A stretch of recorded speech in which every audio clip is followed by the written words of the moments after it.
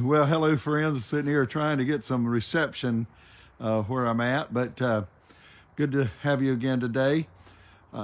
Today, I want to talk to you about being quarantined. Now, with this pandemic, we know what it's like to be quarantined. My wife and I both, we've been through the procedure of being quarantined with COVID and so on, and I'm sure many of you have. Being quarantined is not fun. It's being alone, and it's just not. It's not. You need everybody needs someone, and oftentimes when you're quarantined, you're alone.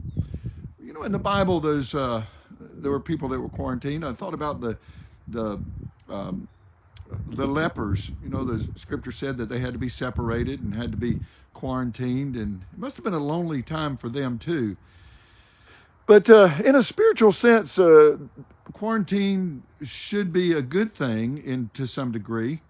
We should separate ourselves from the world at times to get into a quiet place where we can focus on Jesus.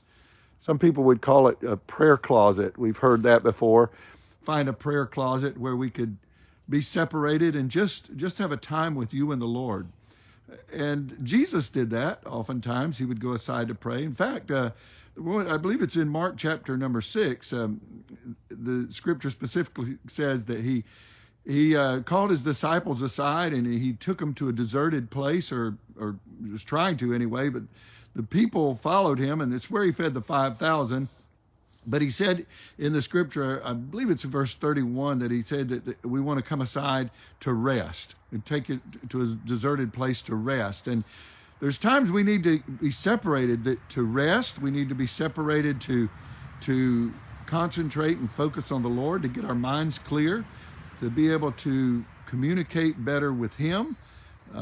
And so I just want to encourage you, my friends, that in a time when we're all thinking about quarantine and in a sense of with this pandemic, I want you to think about quarantining and getting alone with God and spending some time with Him, hearing His voice.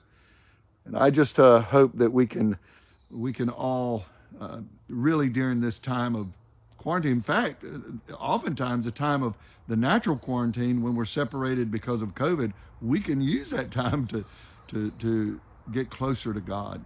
Anyway, God bless you, and I hope you have a wonderful day. We'll look forward to seeing you again tomorrow. Bye-bye.